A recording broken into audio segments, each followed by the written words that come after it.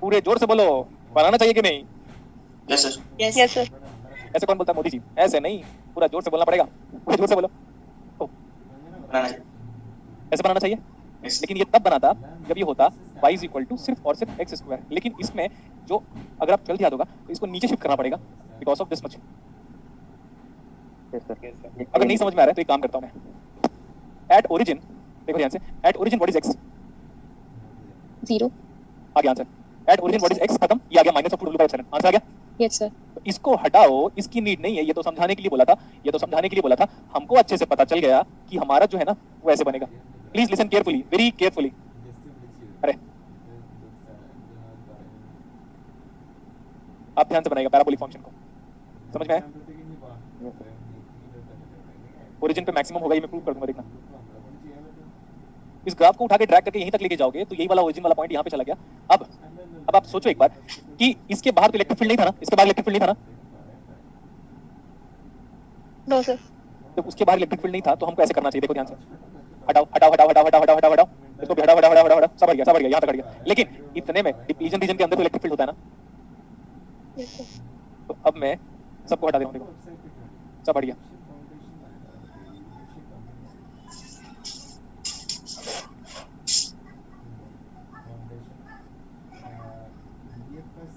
बोलो जल्दी। अब पक्का ये सही है इलेक्ट्रिक फील्ड? ये पैराबोला टाइप नहीं दिख रहा है क्या, कि दिख रहा है? दिख रहा है। नहीं दिखाना पड़ेगा, कैसे बनाऊं कर्व प्रॉपर्ली। अब ठीक है। Yes sir. ये इस ग्राफ का मैक्सिमम वैल्यू कहां पे दिख रहा है आपको? ये पॉइंट जो बना रखा आपने, ये जो पॉइंट जो बना चुका है हम इसी में बोल सकते हैं this is the maximum electric field and maximum electric field is occurring at the junction. और इसी ई मैक्स की वैल्यू कितनी आएगी याद करो, minus of 2 w square by epsilon. और ये नेगेटिव वैल्यू क्या बताता है? नेगेटिव वैल्यू क्या दर्शाता है? बोलो जल्दी यार, बताओ मुझे। डायरेक्शन इसकी मतलब sir very good, very good, very good. Negative electric field, अगर ये पॉजिटिव, अरे यार पॉजिटिव, यही तो पॉजिटिव है, एक्स डायरेक्शन पॉजिटिव, ये आप बोल रहे हो नेगेटिव होना चाहिए, तो हम ऐसे पॉइंट आउट कर लेंगे what is this orange line representing now? The direction of electric field. This is electric field. सही है इतना? बोलो यस और नो। ये ई मैक्स भी आ गया, ठीक है। अच्छा तो ई मैक्स की वैल्यू निकालो, maximum electric field in magnitude निकालते हैं। Let's find out that in magnitude. तो 2 को 2 करो, w इज व्हाट? w कितना गिवन था क्वेश्चन पे? 2 micrometre 2 into 10 power minus micrometre का स्क्वायर डिवाइड बाय 2। एप्सिलॉन कितना होता है? 8.854 into 10 power minus 12 farad per metre. तो पक्का मीटर की अच्छी बात हो गई। और into 11.8 कौन कैलकुलेट करके बताएगा? कैलकुलेटर से।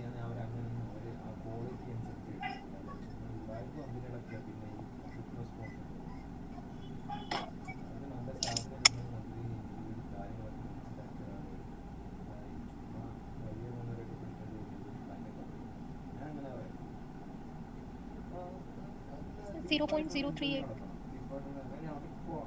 उसमें ऐसे आ रहा है। Yes sir. Yes sir. तो गलत हो गया। मैक्सिमम इलेक्ट्रिक फील्ड पूछा था क्या? क्या पूछा था क्वेश्चन पे? What is being asked to you in the question? Junction potential and maximum electric field. Maximum electric field कितना आ रहा है आपका? सर 0.038। 2 into सर ये आपने 2 का फैक्टर एक्स्ट्रा लगा दिया नीचे। कौन सा? ये सर आपने कहा 2। एप्सिलॉन के साथ में। हाँ यहाँ पे नहीं आना चाहिए था 2। और बताओ और क्या चेंज आएगा? सर अब आ गया आंसर 0.0766। हाँ 0.0766 हम्म। 0.0766 वोल्ट पर मीटर। अच्छा वोल्ट पर सेंटीमीटर आया क्या? है ना? 66 तो आ रहा है। क्या कर रहे हो जल्दी बोलो। ये वोल्ट पर मीटर ही आ रहा है हाँ, क्योंकि माइक्रोमीटर दिया हुआ था। हाँ तो आंसर किस में आ रहा है? सर वोल्ट वोल्ट पर पर मीटर। ये वोल्ट पर मीटर में आंसर। Yes sir. ठीक है, लेकिन हमारा तो आंसर मैच नहीं कर रहा है क्या? कि मैच कर रहा है? नहीं सर वो मेगा में करना पड़ेगा। तो मेगा में कैसे कन्वर्ट करेंगे? नहीं आ रहा है ना मेगा में। कहाँ आ रहा है आंसर? आ रहा है क्या मेगा में जिस हिसाब से दिया? नहीं आ रहा। मेगा वोल्ट्स ना, 2w स्क्वायर बाई एप्सिलॉन। तो करेक्ट है बेटा आंसर। वोल्ट पर सेंटीमीटर। इसकी वैल्यू एक बार कैलकुलेट करना। तो जिस हिसाब से मेरे को लग रहा है फिर इन्होंने गलत कैलकुलेट करके आंसर दिया। आंसर इनका यही आ रहा है, यही वाला सेम, इतना ही वैल्यू है। इसको देखो and tell me this one in 2। इन लोगों ने ये बोल रहे हैं 2 into 10 to the power of -4 मतलब ये कर रहा है सेंटीमीटर में बात कर रहा है, डिवाइड बाई 11.8 इंटू 8.85 फैरेड पर सेंटीमीटर में कन्वर्ट करने के लिए 10 टू पावर ऑफ -14। तो इनका आंसर ना इसी को ये वोल्ट पर सेंटीमीटर बोल रहे हैं और इसी को 7.66 लिख दिया उन्होंने। 7.66 नहीं आ रहा है, मेगा में नहीं आ रहा है, चेक करो ये कितना आ रहा है अभी, वोल्ट पर सेंटीमीटर बताओ कितना आ रही है। अच्छा राइट 7.66 वोल्ट पर सेंटीमीटर 7.66 वोल्ट पर सेंटीमीटर। हाँ, तो ये आंसर सही है बेटा, ये एक्चुअली जो उन्होंने ऑप्शन दे रखा है ना वो गलत है, सही है ना? किलो, हाँ यस सर। तो 7.66 कहाँ था आंसर? ये मेगा, इसको यूनिट एम को हटाओ उसमें, समझ में आया? Yes sir. हाँ तो ये गलत है, ये मेगा यहाँ पे भी नहीं आएगा। वही एक्चुअली पता है, मैं जब क्वेश्चन लिख रहा था मैं सोच रहा था मेगा सर मेगा आ रहा है सर, उधर वो जो आपने नीचे लिखा है देखिए सर, उधर 10⁻12 होगा एप्सिलॉन का, कहाँ पे? वो जो नीचे डिनोमिनेटर पे। ये तो हम सेंटीमीटर में लिखेंगे ना, फैरेड पर सेंटीमीटर बेटा। अच्छा सही है ये सही है, चेक करो एक बार। हाँ फिर नहीं आ रहा। वही तो मैं बोल रहा हूँ, तभी तो मैं मेगा कैंसिल कर रहा था। मेगा नहीं आएगा, आंसर किसमें आएगा? 7.66 वोल्ट पर सेंटीमीटर। हाँ, आप कैलकुलेशन देख लो यार, यहाँ पे 8.854 10 टू पावर -12 फैरेड पर सेंटीमीटर और ये 8.854 10 to power -12 farad per metre है। इतना बेसिक कैलकुलेशन आपको भी ज्यादा कॉन्फिडेंस होना चाहिए। तो यहाँ पे आप अपने ऑप्शन को वेरीफाई कर लो, यहाँ पे ये है और यहाँ पे ये है, सब करेक्ट इतना विद डेरिवेशन बात की हम लोगों ने। जल्दी बोलो, यस किसी को कुछ डाउट है? What is B part, what is next part? Junction potential. अगर किसी को इलेक्ट्रिक फील्ड पता है, देखो ध्यान से, अगर किसी को इलेक्ट्रिक फील्ड ये इलेक्ट्रिक फील्ड है, अगर इलेक्ट्रिक फील्ड से वोल्टेज निकालना हो तो क्या करोगे? जंक्शन वोल्टेज बताया था मैंने, electric field is defined as negative gradient of potential, तो integration of electric field into dx with negative sign, correct इतना? From EMT basics of EMT में यहां तक भी नहीं पहुंचे क्या हम लोग अभी तक? पहुंच गए सर। तब तो फिर मेरे को बताना चाहिए आप लोगों को कि ये सब रिलेशनशिप होता है, फिर मैं ही बता रहा हूं सबको, है ना? हां तो इसको उठा के यहां पे पुट करो, चलो पुट करते हैं एक बार हम लोग जंक्शन वोल्टेज। अब जंक्शन वोल्टेज अगर आपको डेरिवेशन याद होगा तो ऐसे बनाया था मैं जंक्शन वोल्टेज, ऐसे करके याद आ रहा है? ये सर ये था वो जंक्शन वोल्टेज यहाँ तक। तो हमें पूरा का पूरा इंटीग्रेट करना पड़ेगा, इलेक्ट्रिक फील्ड को इंटीग्रेट करोगे तब जाके जंक्शन वोल्टेज आएगा। अब इसको एक्सप्रेशन नहीं चाहिए, पूरा इंटीग्रेशन चाहिए। तो लिमिट क्या पुट करूं मैं? -w/2 से +w/2। मैं बताता हूँ कैसे कर रहे हैं हम। इसको देखो, ये मेरा हाथ है, देखो अभी मेरा मूवमेंट, मैं यहाँ से स्टार्ट किया 0, अब नेगेटिव इंटू नेगेटिव, क्योंकि ऑलरेडी वहाँ पे माइनस इंटीग्रेशन कर रहे हो। सबको धीरे मेरा हाथ कितना एरिया कवर करते जा रहा है इलेक्ट्रिक फील्ड का, मेरा हाथ देखो, अरे मुंह क्यों कर रहा है? हाँ सही है इतना, ऐसे जब यहाँ तक पहुँचूंगा ऐसे करके, यहाँ तक पहुँचा तो क्या मैं मैक्सिमम एरिया कवर कर लिया यहाँ तक? Yes sir. This negative into उधर का नेगेटिव कितना आया? पॉजिटिव। बोलो जल्दी। Yes sir. नेक्स्ट वन, ये इवन फंक्शन है क्या? देखो इधर भी उतना उधर भी उतना। Yes sir. Yes sir. तो this junction voltage is equal to, हम डायरेक्टली उसको अलग कर लेते हैं, -2, अब लिमिट विल बी 0 से लेकर w/2 w/2 इनटू इसको देखो, वैसे भी दिखा था x = -x पूरा वही है 8x², एप्सिलॉन को बाहर निकाल लो, -2 टाइम्स ऑफ w² भी अच्छी बात है, and whole multiplied by dx। एक बार में अप्लाई कर दिया। अभी -2 डिवाइड बाय, अच्छी बात है ये एप्सिलॉन, 8x² इनटू dx कितना आएगा? 8x³ -2w² तो कांस्टेंट था इनटू x, ये वेरिएशन है, किस हिसाब से वेरी कर रहा है। लेकिन अब मेरे को जंक्शन वोल्टेज, अब अपनी कॉपी में देखना, मैं ऐसे करके डिराइव करके यहाँ पे गया था, मेरे को यहाँ की वैल्यूज के, यहाँ की वैल्यू से, यहाँ की वैल्यू से, यहाँ की वैल्यू से कुछ फर्क नहीं पड़ता, मेरे को कहाँ का वैल्यू चाहिए, लास्ट एरिया तक निकालूंगा मैं। लास्ट का मतलब ऐसा है कि जस्ट इमेजिन करो कि आपका हाथ ऐसे मूव कर रहा है, छोटा एरिया कवर हुआ, फिर और एरिया और एरिया और एरिया और एरिया कवर अप होते जा रहा है, कवर अप होते जा रहा है, फीलिंग समझो आप ऐसे करके, और वो ऑलरेडी नेगेटिव है और नेगेटिव इनटू नेगेटिव। अब जब मैं यहाँ तक एरिया कवर किया तो पूरा एरिया मिलाकर क्या हुआ? जंक्शन वोल्टेज, और उसी को हम निकाल रहे हैं। यहाँ क्या हुआ? हाँ इंटीग्रेशन, अब एरिया अंडर कर्व निकाल रहे हैं। 8x³/3 बोल रही हूँ। ओके 8x³/3, हाँ अब क्या निकाल रहे हैं हम? अब हम एरिया अंडर कर्व निकाल रहे हैं, क्लियर? Yes sir. हाँ तो अगर हम इसको x को w/2 पुट कर लेते हैं तो -2/एप्सिलॉन, ठीक है, ये हो गया w³/8 हो गया, 8 से 8 कैंसिल हो गया, तो w³/3 हो गया, -2 से 8 w³ अगेन हो गया w³। इंटरेस्टिंग बात होने वाली है अभी। 3 - 1 is 2 and 2 to 4, तो कितना आ गया? 4/3 epsilon 4w³/3 epsilon is the junction voltage of this linearly graded p-n junction. Next one, यहाँ तक फटाफट लिखो तो। नेक्स्ट वन, अगर स्टेप पीएन जंक्शन होता है, देखो बेटा ये वो डेरिवेशन है जो लोग कभी नहीं कराएंगे आपको, कभी भी, नेवर एवर। देखो junction voltage for an abrupt PN junction याद आया? Step PN junction is also referred as abrupt PN junction. Abrupt क्यों? मैं इतना क्यों चिल्ला रहा हूं आप लोग के लिए? देखो सर ये एब्रप्टली बिहेवियर बदल देता है, सडनली ऐसा सट से जंप कर दिया, मतलब suddenly step PN junction, step की तरह बिहेवियर है, सीढ़ियों की तरह बिहेवियर है, स्टेप या एब्रप्ट चेंज। भाई तेरे में इतना चेंज कैसे आया, जैसे मेरे को लोग बोलते हैं, तो वो एब्रप्ट चेंज ही तो हुआ। तो what is this is minus या Q, any parallel with anti, Q and W square divided by 2 epsilon. This formula in general comes for step PN junction and this time the junction voltage for a linearly graded PN junction is looking like. जो भी है हम ऐसे कर सकते हैं. Now जो भी है इसको मैं प्रोपोर्शनल साइन से रिप्लेस कर दे रहा हूँ. Is it proportional to WQ? For a linearly graded and this junction voltage is proportional to W square for step PN junction. For step PN junction. समझ में आया क्या? इतना सारा डेरिवेशन कराया था. मेरे को लगता है आपको अच्छा लगना चाहिए. Yes sir. क्वेश्चन के फॉर्मेट में कराया. और एक और चीज है, जंक्शन वोल्टेज की जो वैल्यू हमने फाइंड आउट किया इसमें फटाफट वैल्यूज पुट कर सकते हो क्या? और फिर देखना आपको क्या पूछा है. जंक्शन वोल्टेज इसमें पूछा हुआ है, वोल्टेज में इसकी वैल्यू पुट करो तो मेरे को बताओ कितना आ रहा है. सर ऑप्शन ए है. क्या आ रहा है? Option A. हाँ तो ये वोल्टेज बताओ ना, वैल्यू कितनी आ रही है न्यूमेरिकली? 10.2. 10.2 वोल्ट. हाँ. देखो बेटा ये जो टॉपिक है ना ये सॉलिड स्टेट का इलेक्ट्रॉनिक्स का नहीं है, लेकिन इलेक्ट्रॉनिक्स का बोल भी सकते हो आप इसको क्योंकि हमने पढ़ा है. ठीक है बोलो ना जल्दी. Yes sir. हाँ जितने लोग अनम्यूट हो सकते हैं मेरे को बताओ कैसा लगा ये न्यूमेरिकल आपको? सर बहुत अच्छा सर. बहुत ही फंटास्टिक. इससे क्या होगा पता है बेटा, मैं ये न्यूमेरिकल क्यों कराया पता है? देखो इसमें कुछ नई बात नहीं है, हर फॉर्मूला आपको डिराइव करवा दिया गया था. वो भी डिराइव करवा दिया गया था कि electric field is defined as negative gradient of potential. आपने देखना मैंने बोला था फोर्स हम अप्लाई करेंगे तो इलेक्ट्रिक फील्ड के फॉर्मेट फोर्स कंजर्व होगा बिकॉज़ ऑफ डीएलएमएट प्रिंसिपल की कंजर्वेशन ऑफ फोर्सेस जो हम पढ़े थे क्लासिकल मैकेनिक्स जो हमने क्लास 12 में पढ़ा था, तो डीएलएमएट प्रिंसिपल करके हम बोलते थे. तो वो तो हो गया, उसी का यूज करके मैंने इलेक्ट्रिक फील्ड डेरिवेशन कराया था. फिर पॉइसन इक्वेशन करके यूज करके वोल्टेज और electric field with respect to charge density derivation कराया था. और पूरा पीएन जंक्शन पढ़ाने के बाद ये एक न्यूमेरिकल और करा दिया मैंने. तो हम हमारा जो ऐसे बोल सकते हैं कि हमारा जो कांसेप्ट है डायोड का, open circuit PN junction diode का, वो क्लियर हो गया. पी फेट के लिए आप ना पी फेट के दो पेज छोड़ दो. पी फेट के numerical clear, numerical on P FET और 2 पेज स्किप करो.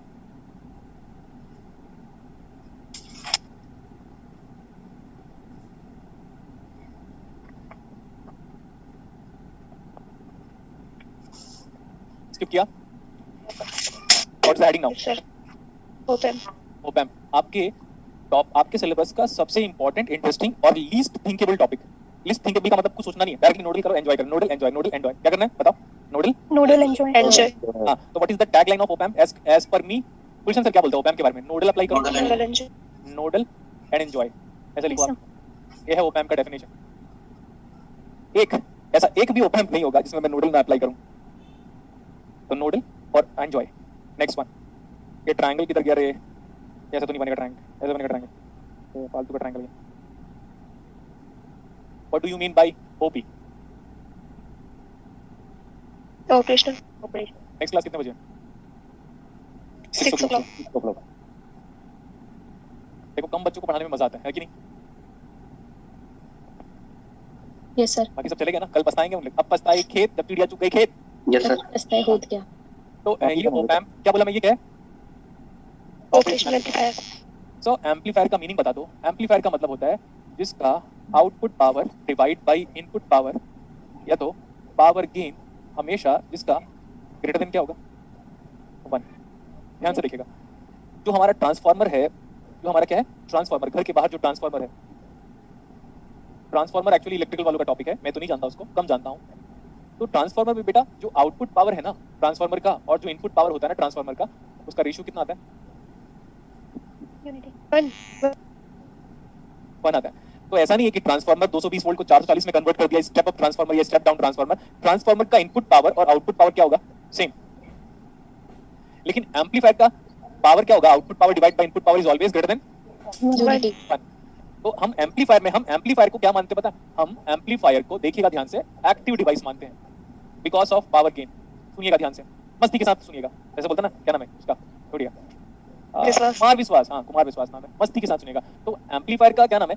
Amplifier is an active device because of gain. Amplifier का क्या होता है? गेन. और वो गेन जनरली हम वोल्टेज गेन भी बोल सकते हैं, करंट गेन भी बोल सकते हैं, लेकिन ज्यादा प्रिसाइज अगर आप बोलोगे तो क्या बोलेंगे? Power gain. Power gain. ठीक है, लिखा क्या इतना? Yes sir. जब इसको ओपैम्प को जिस पर्पस के लिए बनाया गया था ना फर्स्ट टाइम पे, तो it performs mathematical operation. Op-amp performs mathematical, basic mathematical operation. Correct इतना? यस. हाँ इधर देखो आप. जो सबसे बड़ा एडवांटेज देखो, ओप एम्प हमारी दुनिया में क्यों आया ये जानना चाहते हो फर्स्ट टाइम पे? Yes, sir. Yes, मैं बता दे रहा हूँ, फिर कोई बता नहीं पाएगा। सब लोग एम्पलीफाई था, ये था, वो था, इधर का उधर घुमा फिरा के कुछ ना कुछ एक्सेप्शन ये था, वो था, किसी ने आया कुछ कर दिया, ऐसे बोलेंगे लोग। लेकिन अब देखो प्रॉपर रीजन बताता हूँ। ये देखो, जब हम बीजेटी को एज एन एम्पलीफायर की तरह यूज करते हैं, बीजेटी एज एम्पलीफायर, तो बीजेटी का जो गेन और जो फ्रीक्वेंसी का बिहेवियर होता है, मैं ये बता रहा हूँ कि क्यों ओप एम्प दुनिया में आया, वजह क्या थी। तो बीजेटी का ना बेटा, लो फ्रीक्वेंसी में गेन एकदम जीरो होता है और हाई फ्रीक्वेंसी में भी गेन क्या होता है? जीरो। जीरो। मैं मैग्नीट्यूड ऑफ गेन के बारे में तो बात ही नहीं कर रहा हूँ, पहली बात। हाँ बस ये अभी के लिए इतना याद रख लो, ये लोअर वाली फ्रीक्वेंसी है, एफएल। ये डिराइव करवाऊंगा मैं आपको। अच्छा, ये थोड़ा बहुत सीधी सरल सी में पढ़ाया देगा। Yes sir. और ये एफएच है। अब सुनो ध्यान से, आपको याद है कि बीजेटी का हम न्यूमेरिकल करते थे, उसमें कैपेसिटर लगा रहता था बाहर। Yes, sir. बाहर की तरफ बीजेटी में Yes, sir. कैपेसिटर लगा होता था। तो गेन फॉल्स, फॉल्स मतलब कम हो जा रहा है, gain falls due to coupling capacitor. जितने कैपेसिटर को आप बीजेटी में ओपन सर्किट करते थे, सब कैपेसिटर क्या था? Coupling capacitor. Coupling capacitor. और देखो, मैं कभी भी कुछ भी पढ़ाता रहता हूँ, आप ध्यान से सुनते रहिएगा, देखिएगा। एक स्टूडेंट ने डाउट पूछा था, कुछ याद आया आज की क्लास में? Yes sir. Yes sir. तो मैंने उस टाइम पे ये बोला था, बेटा यही सब कैपेसिटेंस की वजह से, जिसका नाम है इंटरनल या parasitic capacitance, gain reduces at high frequency. Yes. ये देखो, ये जो हाई फ्रीक्वेंसी में जो गेन की कमी हो रही है, वो गेन क्यों फॉल हो जा रहा है नीचे? Gain falls due to internal capacitance, due to internal capacitance. Correct इतना? Yes. Yes sir. क्या क्या होगा वो? सी बेस से लेकर एमीटर तक का जंक्शन कैपेसिटेंस, सी और क्या होगा? सीबी, सी बेस एमीटर, और फिर एमीटर बेस। अच्छा वही तो वही है, सीबी। इसको हम सी पाई बोलेंगे। कैसे? याद करो, क्योंकि इसी को आर पाई बोला था कल की, आर बी को। Yes, sir.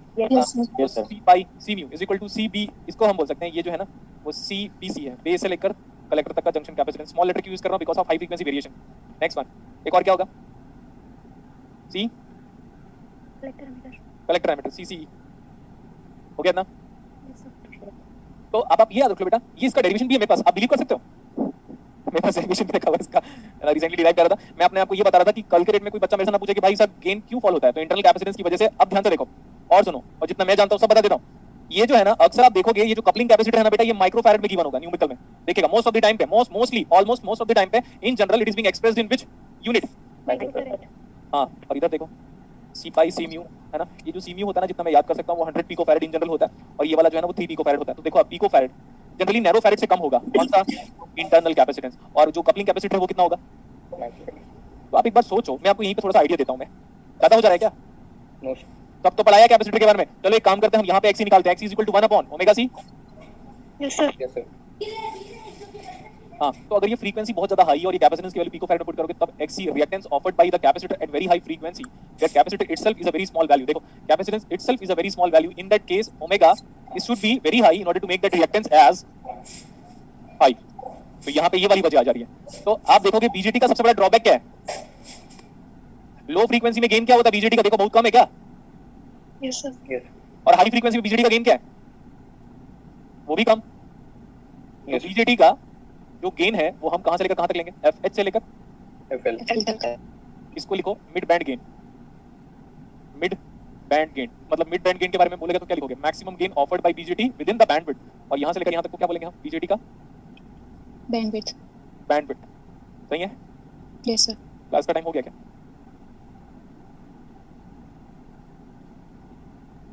हाँ हो गया। Yes sir. Yes sir. अब आपको कल ये बताना है, ये डिस्क्राइब करूंगा मैं कल। कहाँ गया? ये देखो, ऐसे ऐसे प्रैक्टिकल ओपैम्प दुनिया का ऐसा होता है। प्रैक्टिकल ओपैम्प ये कल बताऊंगा मैं, मानते हो कि नहीं? Yes sir. ये है प्रैक्टिकल ओपैम्प। ये प्रैक्टिकल बीजेटी का गेन था। ओपैम्प का gain with respect to frequency.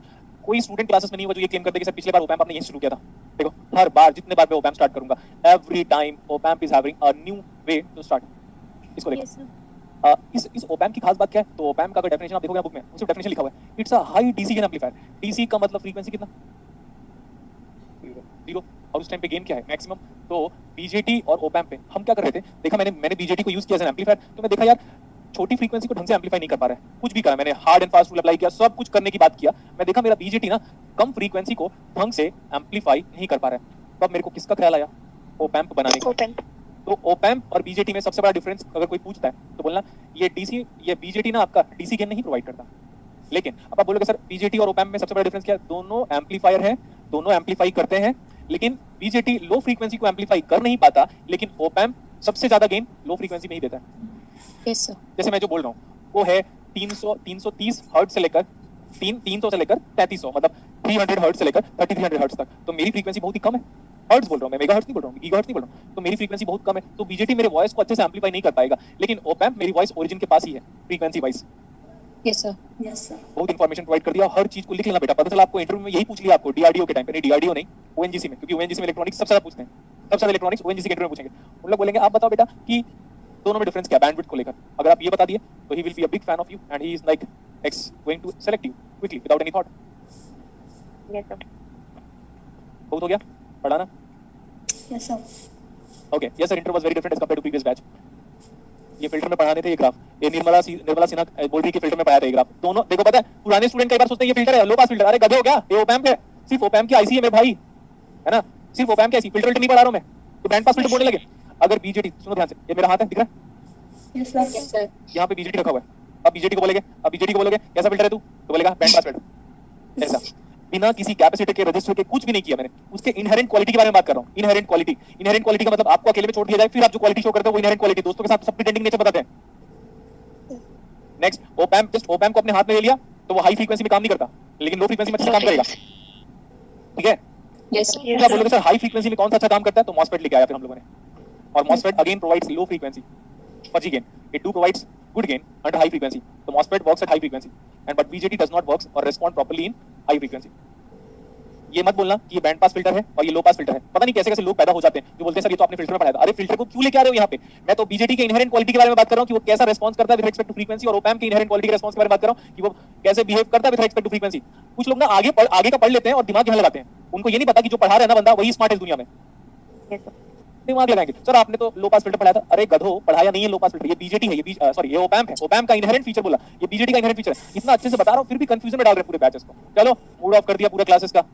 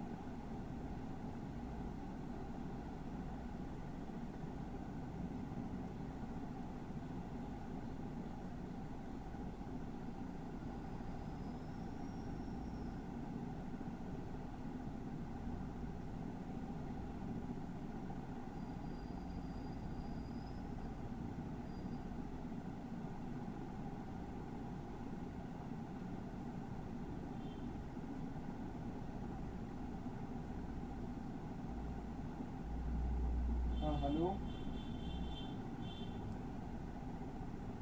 ആ നാളെ പോകാം കേട്ടോ. ഞാൻ 8 മണിയാകുമ്പോഴത്തേക്കും വരാം. 8 മണിക്ക് മുമ്പ് വരാം. ശരി. അത് എത്ര മണി വരെ ഉണ്ട് ലാബ്? എനിക്കാണെങ്കിൽ ഇപ്പോൾ 2 മണി മുതൽ എനിക്കൊരു മീറ്റിംഗ് ഉണ്ട് ജോലിയുടെ. അപ്പോൾ അത് 4:30 വരെ ഉണ്ട്. എത്ര മണിക്കാണ് അവിടെ ലാബ് ക്ലോസ് ചെയ്യുന്നത്?